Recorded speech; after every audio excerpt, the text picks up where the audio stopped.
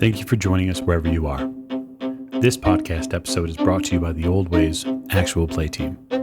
This actual play uses the 7th edition Call of Cthulhu tabletop role-playing game rules by Chaosium. This actual play is performed by adults and in an adult setting.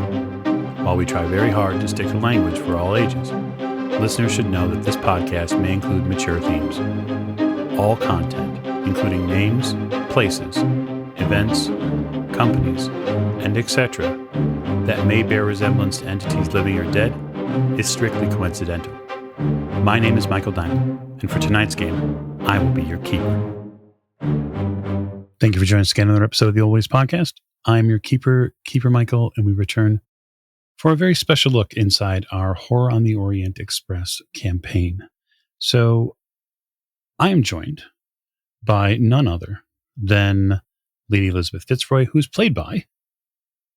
Hi, I'm Rena, the aforementioned Lady Elisabeth. That's correct. I'm sure nothing will go wrong tonight whatsoever. Not a thing. So we're going to do something special to sort of reveal a little bit more, as we do in our Spotlight episodes, about a character or their background or potentially their future. And so we're just going to get started. Spending the night at the torchbearer for the church in this area at their house, at Father Filipovich's house, it hasn't been the easiest transition.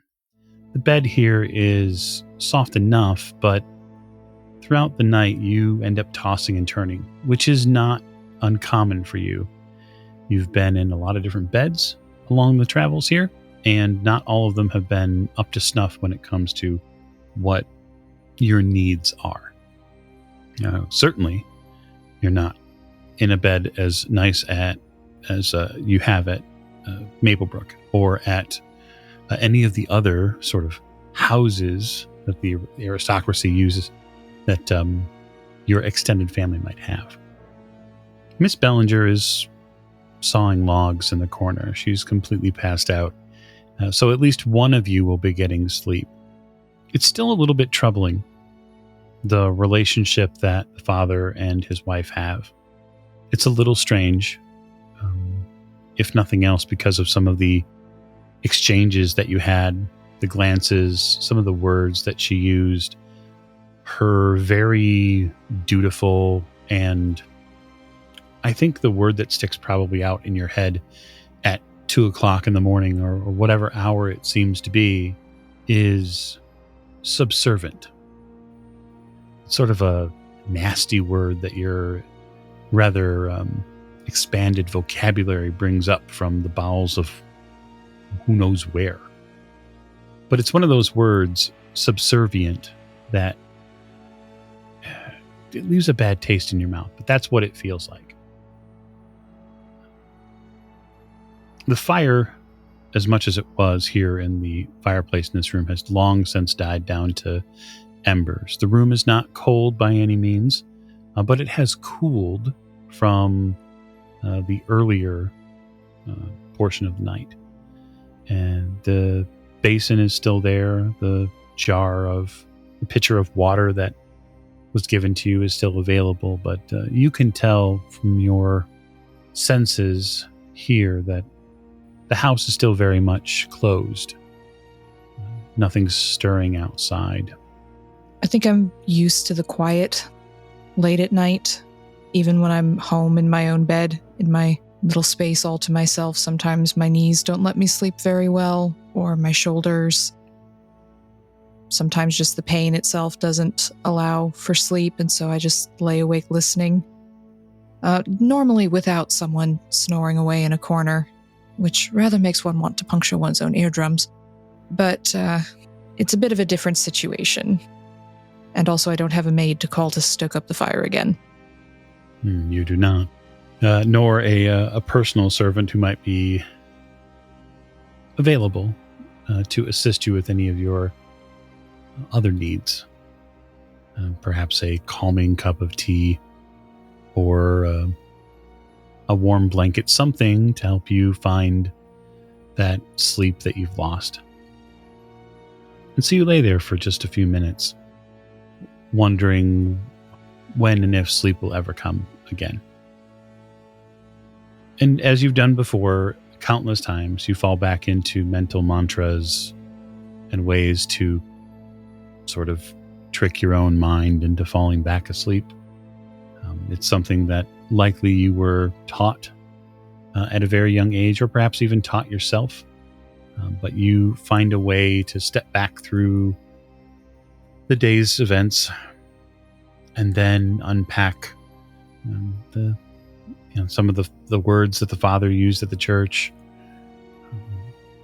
and then the long train ride here, and you sort of just remember the jostling along the sort of lighter rail, mentally curse that church pew of a chair that you were given on the way down. And the pigs and the small children. So many small children. You don't remember falling back asleep, but you do get a completely new visual sense. It comes very quickly. It's almost as if someone turned the page in a book. And you're standing outside the Father's house in sort of the backyard, which stretches out and looks over a massive, long distance field. There are different grades of crops. Off in the distance, there's a growing and large acreage of wood that sits back far beyond these fields. You can see the hills as they rise up along the northeastern distance. And you're not particularly dressed in any specific way. It's almost as if your brain passes over what you're wearing. You don't feel the ache in your knees or your back. You don't feel the handle of your cane. You sort of feel your hand move in a semicircle motion to find where the knob of the cane is. It's not there. And there's a strange light in the sky. It's not a singular light. It's almost as if someone tipped over a paint cup and left a splash of seafoam green to speckle the clouds with. How odd. The night birds are here, though. In the nearby bushes, birds that you are not particularly familiar with by the sound that they make, but it does give you some comfort that there is something other than just the emptiness of this space. Oh, I think just start walking, maybe out towards the trees. I always liked going out at night, even when I was a small child, sneaking out under the moonlight.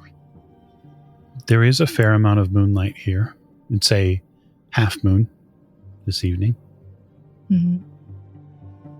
The grass and the farmland under your feet, which oddly feel very warm. The ground here feels warm. You can feel the dirt on your feet. And there's almost a welcoming presence to the grass. There's no odd stones or sticks under your heels. It's relatively cushioning dirt and grass. Which takes me back to being a small child again a little bit, because we had this whole patch of land that had been cleared behind Maplebrook, behind the estate. And it was easy to play in and hide in once you got to the tree line, as Mama would never let me go out and play in the daylight because she said it would damage my skin. And so I'd sneak out at night and then wake up covered in bruises, much to her dismay. But I had fun. It's almost an impish feeling that you get. It's something that you probably shouldn't do because no one knows where you're going. But that sort of rebellious spark continues to ride through your bones as you near the edge of this forest. And through some of the first tree trunks and boughs that are here, you can tell that this forest that exists here is alive with all manner of, night creatures, whether they be bugs or beetles or fireflies, dragonflies perhaps, all sorts of little creatures that seem to be making their merriment under the moonlight. You can see the rays of that half moon pierce their way just slightly through some of the foliage. Canopy's fairly dense, at least at this edge, but it's not completely impenetrable. And so you get a wonderful glow from some of the thicker branches that beckon you forward. I'm just going to keep moving further in, enjoying the sensation of being outside and feeling like I don't need support or to move slowly or to stay close to the house in case there's an accident. Just that freedom of I can do what I want right now. You feel it. Mm-hmm. You feel the rush of being able to sort of do what you want. And the aristocracy, which always grabs at your shoulders and straightens your spine because that's the way you're expected to act. You leave it there at the forest's edge because inside the glen here, no one cares what your last name is or who your mother and father are. It doesn't matter to them. Maybe in reality it never mattered. But the freedom that is gained with each footstep forward is exhilarating in a carnal way, a claiming way. And it's almost as if as you walk through the heavily blanketed forested floor, you feel that the rush again of the bell tower, the clock tower, and what was in you. It's intoxicating in a way that's very difficult to create a parallel for. Perhaps your time spent with Ilyana is as close as you would get to it. That freedom of self is here in the woods. It is dancing behind the bushes there. It flits back and forth between many of the branches with the fireflies and dragonflies that are here. Just sort of let out a laugh, a very uncontrolled, non-sarcastic laugh, the kind I only experience with certain people who let me be myself. Mm-hmm. And just start sort of spinning around a bit, I think, enjoying the feeling. It's just a loss of self-control, but not in a bad way at the moment. It feels more like a finding of self, one that is an image which has always existed, you think, somewhere, but has been coded over by pomp and circumstance and duty and the expectation of others and what is required. And there in the glen, as you've moved deeper in, you manage to catch sight of what you think is a figure bathed in a radiant moonbeam. One who is tall and confident, coated in the lightest of white feathers in whatever garment they appear to be wearing. They wear a beautiful crown of some sort, and they appear to be dancing very much in the way that a person might dance when they are alone and not perceived by the world. I think I'll watch them for a moment because I don't want to interrupt, but I'll just sort of sit on a rock or something and wait until they notice they're not alone. So I know I wouldn't want to be interrupted. They seem to dance for a period of time. They eventually move their way closer towards what looks like a small pool that exists here among some of the rocks. And you're drawn to them. You're drawn to watch them. They're an enticing figure. You're enamored by the mystery that they represent. And all along the trees nearby, as the figure reaches down to pull at the water and take a drink, tiny forest animals begin to appear. Squirrels, or their equivalent. Other mammals, larger ones, perhaps a wolf, nearby sits and watches. And you find yourself a little closer than you'd expected. The hunting, the visual kind that you're doing is engrossing. But you catch sight of this figure as she looks up from the pool, still drinking the clean water from her hand. You see her face is coated with a powdery pigment that runs and makes designs all the way down. Red, brown, yellow, blue, all sorts of beautiful artistry that has been done to her cheeks. She very slowly stands up to her full height.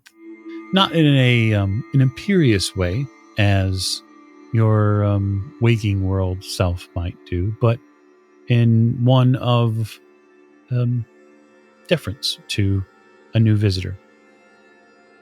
Good evening. The figure bows. Just slightly. Good evening.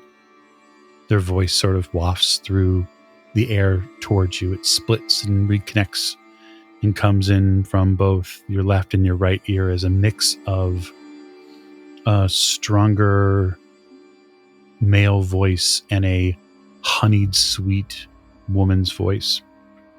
I don't think I can help myself. Just say, who are you? I'm the Lady of the Wood. She smiles very pleasantly.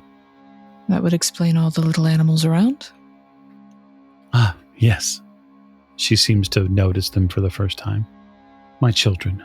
She gestures with a slight smirk. It's certainly a lovely place. This is simply the pool that we use to quench our thirst. Are you thirsty? Yes. She, with open palms, gestures to the pool.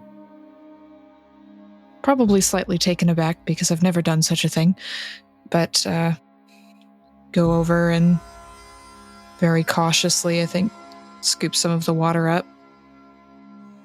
It's cold, but not frigid.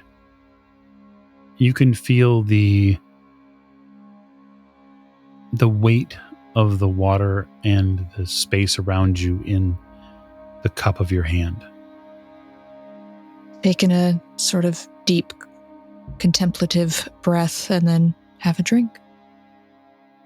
It's very refreshing. What have you come here for? Lean back against a tree.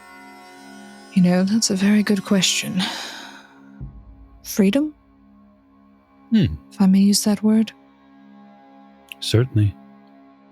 Whatever it is, I didn't know I was looking for it.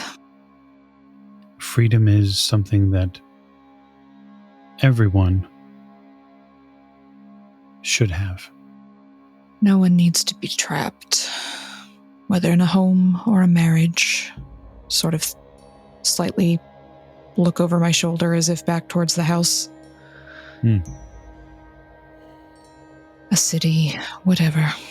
She sees you look over your shoulder. Is there someone trapped there?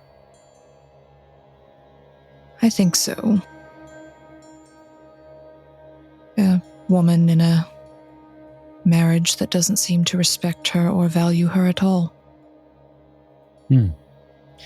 Yes, the ways of man have flipped the tables. She turns to a tree, and you see her reach up to the garment that she's wearing, and she unhooks it, and you can see that it's a sort of cape or robe or something to that effect, and she takes it off, and underneath there is a beautiful triple circle necklace that's worn. It's very chunky. There's 2 circles here just above her left and right portion of her collarbone, and there's a third circle. Each one of them have these deep swirls. This third circle sits between her breasts. And she hangs the garment up. She steps back over and kneels down by the pool of water and takes another drink. They've corrupted the earth. Their suppositions, their texts, their religion of man. Yes, quite. You know, I read those texts, some of them anyway, and it seems to me that what they say is in them is not quite actually in them. But then they don't like it when you point it out. Well, they use the text to control. That's its intention. They seek to control everyone, and they utilize their words, their edicts, to weaponize man against woman, because woman is the threat. Yes. I think they're quite aware that we'd do things very differently if we were in charge. And they can't quite have that. She steps a little bit around the pool, and she gives the wolf who waits nearby a bit of a moment of her attention. Animals are simple. Mammals, like the wolf here, they know the reality of things. Male hunts, brings back what he can, but in most of these creatures, the most effective hunter is the female. Males are used for little more than the continuance of the circle. Fascinating. I must admit I don't know all that much about the natural world. I think that is by design. You see, the text of their religion, no matter which spices one choose to flavor it with, is the same. It is to keep you poor in thought, poor in spirit. It is to rule you. And that is why I live here, unbroken, free. Where is here? In the woods, not far from where you slumber. Seems lovely. I have spent many years here. Many. And I have worked very hard to call out to those who need to awaken. Are you not from here originally, then? Did you find your way here? I was chased here from the north. They came to the wood where I lived. The men said they needed wood for their homes. And instead of taking what I offered, they chose to chop my trees down. When they found my sacred grounds, they burned them. And then their men of faith despoiled the ground. They took advantage of my children. And so, I burned them. Fire can be very cleansing. So I've noticed. It's right here, she points to her stomach, just below her abdomen. And you see that her skin below the chunky necklace that she's wearing is actually very tan. And you can see that there's a bit of an ember there in her stomach. There's some sort of glow from within her. You must have felt it. Felt it? In the clock tower? When you connect with who you are meant to be, the heat is always there, the cleansing fire within. I must admit I don't know how it happens. It has happened twice now, and I don't seem to know where it comes from or how to control it or anything of that sort. It's Mildly terrifying, I must admit. The control that you lack is available to you with practice. Much as any skill, it is something that can be harnessed. It is something that can be used. It will save your life. She raises a hand and the wolf turns and moves deeper into the forest. She takes a few steps closer to you. You can feel her presence as she gets closer to you. It's not overwhelming, but there's a very maternal feeling to it. It's like the closer that she moves towards you, you feel accepted, understood. I wish I knew someone like you in the waking world. It's very difficult to find anyone to listen or to understand, particularly when one is surrounded by men. I am not surrounded by men. I may create them, but I am not surrounded by them. It was a bit of a fight, you know, to have my own space back home. My dearly beloved brother, who's referring to himself as the head of the family since Papa died, put up quite a fuss when he found out Papa had left me a small home of my own, away from him, away from the family, place to be me. I won that fight. It's one of the few that I've managed to come out the victor in. And even then, I think it's only because Papa is the one who left me the home in his will. A man bowing to the wishes of another man. Typical. Perhaps your father saw the error of his ways at the end.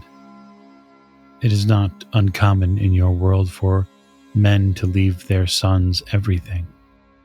Still, though, a world built by man is a world for man. And here in the woods, males know their place. They understand that energy and all things flow from the mother, as is right. Do they? There are not many men who enter these woods anymore. And that is because most men from the village come with the belief that they are in charge. They do tend to go everywhere with that sort of attitude. There is another way. There is a path one could walk to understand the power inside themselves. There is a woman who could teach you this power. Who? She lives in this woods. Suppose I'd better find her then. She is closer than you think. Slightly raise an eyebrow. I have been here for many years. I have seen the rise and fall of many families. And that is because I listened to our mother. And I learned the secrets. Our? Oh, certainly. She casts her hands over the pool, and you see it shimmer with a fantastic light. It's immediately attention-grabbing.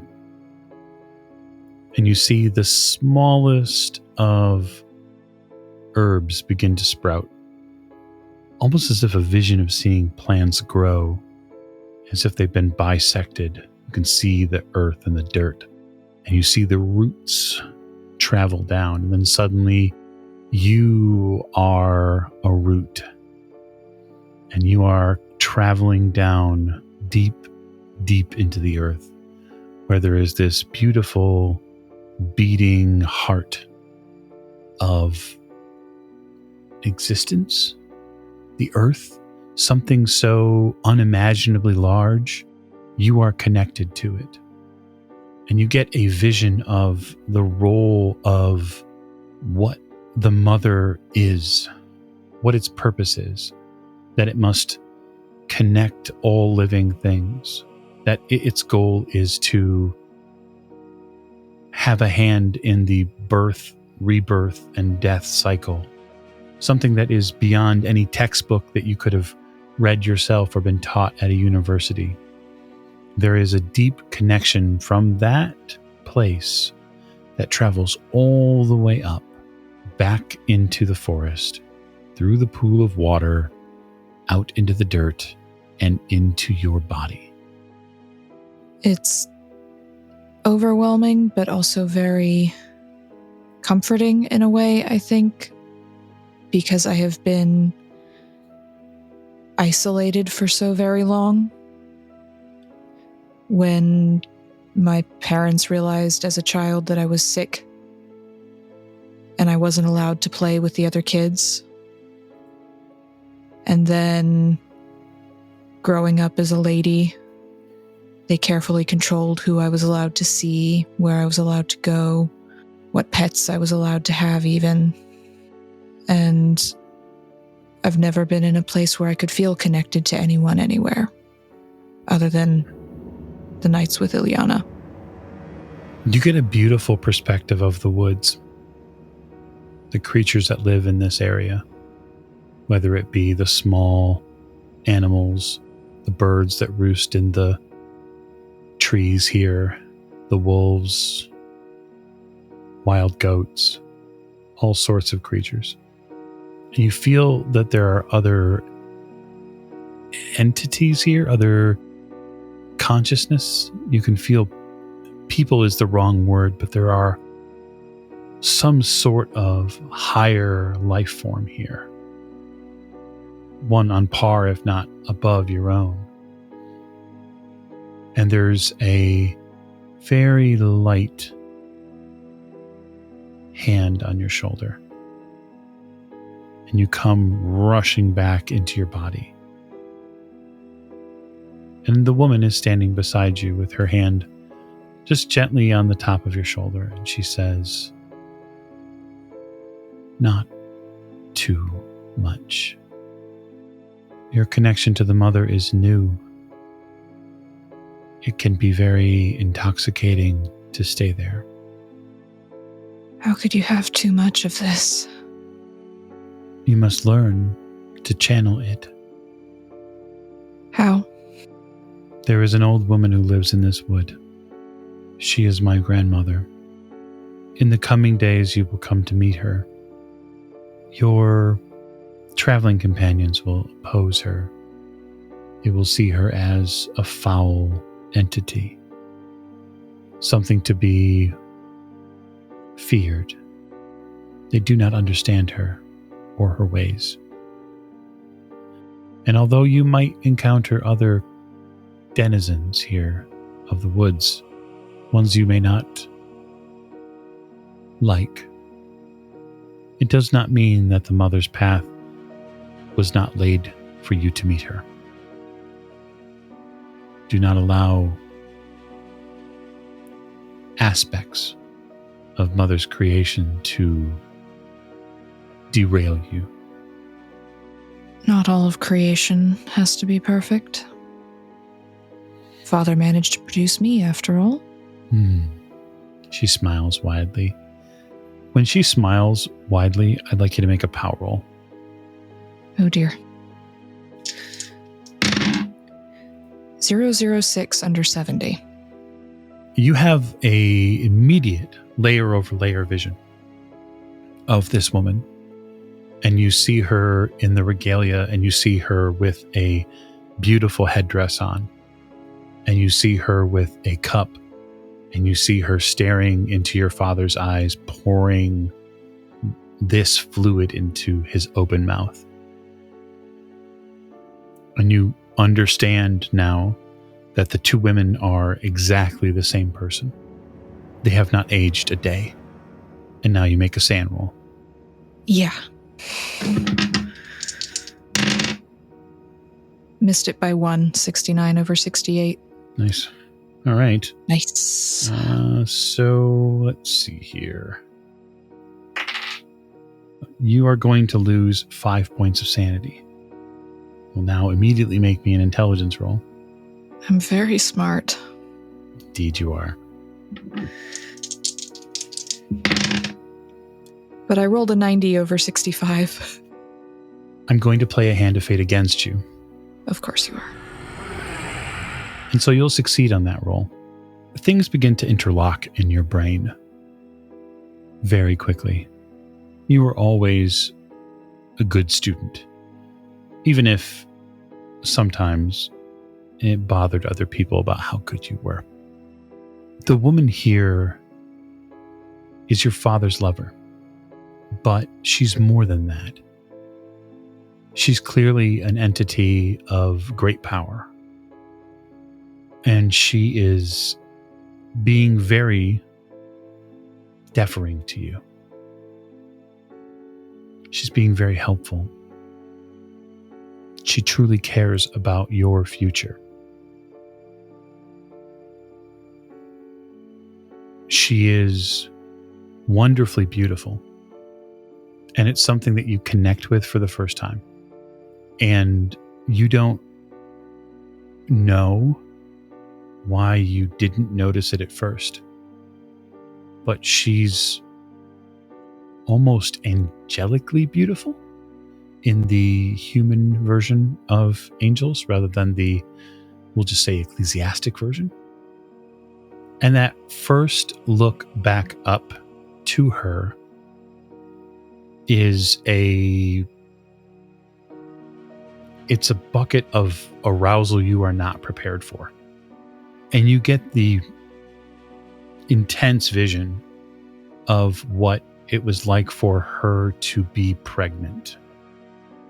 Every single portion of that process. Not so much the specific details of the making, but the feeling of it happening. And you get the perception that she, at a core level, understood the moment of it happening. And she made it happen. And she gave something to your father in that moment, which only arrived later. And in this resounding sound in your ears as you begin to come out of this vision bout, this crazed experience, are two words: our mother. It's you. It's the only words I could manage to get out in that moment. You realize that you're on your knees at the pool, having collapsed. She's by your side. She seems to have placed cool water on your forehead, and she nods. It has always been me. But I don't understand. Nor should you. Do not make that expectation of yourself. I gave your father a blessing, one he carried back with him. The tiniest of mustard seeds. She smiles. She sort of, almost like a mother's affection, pats your cheek when she says a mustard seed. But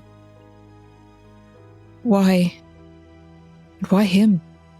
Many reasons. Your father was the right seed bearer at the time. Everything in life goes through cycles. At the moment, unbeknownst to your father when we met, I was dying. She sort of smirks. I needed someone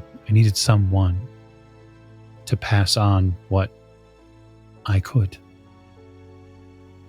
And so I selected your father, promptly seduced him, and then he offered to marry me. She sort of chuckles. Marriage is such a human contraption. It's not necessary here in the woods. And so I let him go through his little ceremony. She sort of makes a strange cast-off image with her wrist, like, go along, little boy, do your thing. And then once I had supplemented the marriage with the necessary amounts of coupling, I performed a rite of my own. I claimed it was a family tradition, and I filled his stomach with an intoxicant and a tiny seed, which lay planted in his stomach until he returned and invariably forgot about me and went on to meet another woman whom bore you to me. This is a lot to take in. I think I'm genuinely flabbergasted for the first time in my existence. Well, when your father sired your brother, I resisted the pull. I refused to have the seed planted grow into a boy. It's simply not the way I do things. Is that why he preferred me even though I wasn't a boy? Did you do that? This is a difficult thing to explain to someone who's so close to going through the first experience. I didn't do it to him in that way. Your father prefers you. He preferred you because you are closer to me. I'm gonna just sort of slowly reach out and see if she'll let me touch her. Mm-hmm. Oh, certainly. You know, I feel like a parental figure is being honest with me for the first time in my existence. She puts her hands out wide and gestures to the pool and to the surroundings. I have no reason to tell you anything but the truth. That does not mean that it will be any easier for what you'll need to hear. Most of my life has been hearing hard things that I don't particularly want to hear. Then perhaps life has trained you for these moments. The old woman will offer you something. You may choose to take it or not. I believe that you will, because you are someone who has grown used to planning for the long term. I cannot say what awaits you as you continue your travels, but I do know this. The entity behind the malice, behind that contraption, that mannequin, all it wishes for Mother is chaos, corruption.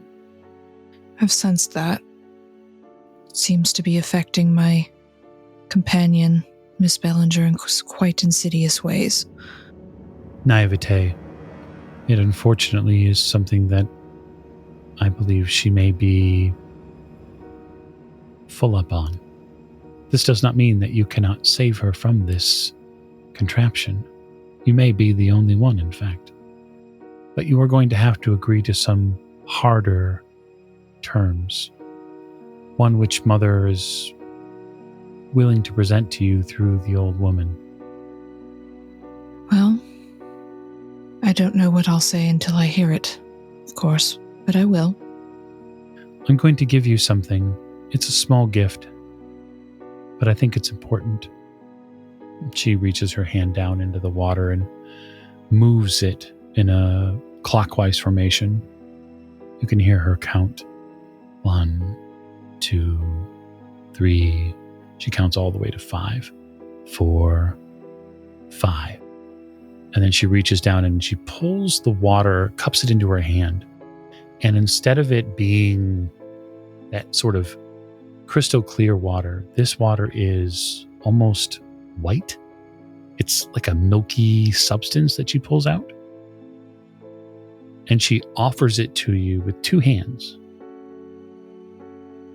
And she says, drink from this, and it will fortify you physically for what is ahead. I'll drink it. You lean down and put your lips to this substance, and it tastes like milk. And when you drink it from her, you begin to get you feel a deep need for it. Like after taking that first mouthful in, and before you know it, you're desperate to consume like fingers to get more. It's like getting to the bottom of a bowl of ice cream. It's fantastic. I'll take as much as I physically possibly can, unless she stops me. She doesn't stop you. In fact, she angles her fingers to let you clean them off until she eventually eases back a little bit. Are you familiar with the aspects of what we consider a life cycle? I only know what I learned in school. Yes, school. She almost chews the word out of her mouth. There is the maiden form. She makes sort of this strange symbol with her fingers. And then there is the mother. She cups her hands together. The mother, a vessel that carries the young. And there is the crone, the wise woman, the old one. These are our aspects. Just as seasons have their aspects. In the spring, babies arrive. New rabbits, fresh foxes. In the summer, they grow just as the grass does, tall, high, beautiful. In the fall, we call what is necessary to prepare for winter, the season of death. But it is not death as man despairs it. It is death with the blessing that spring will come again. All of these seasons, the old woman sees as one. She can see far and wide, but the old woman is wise and crafty. And she is known to trouble men. Specifically, the old woman has been around for many ages and delights in some trickery. Smile a little bit. I remember slipping a little book out of Father's library when I was 13. This old religion from the continent, as he called it. And I remember those words. The maiden, the mother, the crone.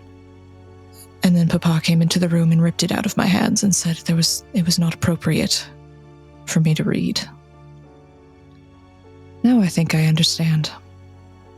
You must understand, your father did not appreciate what was done through him.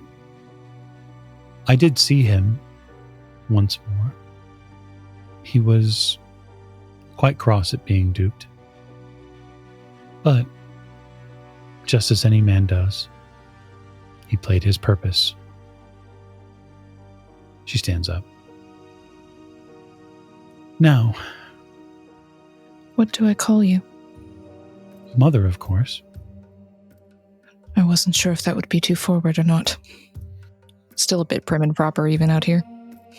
It is a blessing, child. She reaches down with that somewhat still coated fingers, and she raises your chin just a little to look you in the eye with a bright smile. And she says, "We are the coming of the next age. You are part of it. You are going to do wondrous things, things no man on earth will do." You know, I actually think you might be right, Mother. Good. Now, enjoy the rest of your dream and the pool as long as you like. I have some things to attend to. Will I ever see you again? Well, certainly. I'm certain that you have seen me before in other aspects, and you may see me again. the old woman may be able to unlock something very important to you. And in those pages, it is possible you may be able to call to me. Thank you. She smiles. When she turns and she gives you her bare back and the rest of her body, you see tiny little pinpoints on her back that almost look like stars, little fixed twinkling items. Perhaps they're some sort of jewelry that she wears. It's embedded in her skin. It doesn't look painful, but there's definitely a shimmer to certain portions of her form as she turns. She collects her robe of feathers, and when she puts it on, she immediately transforms into a white owl and flies out through the forest. And then morning comes. Unfortunately. Indeed. And that is where our story tonight ends. So thank you so much for joining us. And thank you, Rena, for playing Lady Elisabeth for us. I'm certain that it'll all come out in the wash at some point. Thank you, and good night.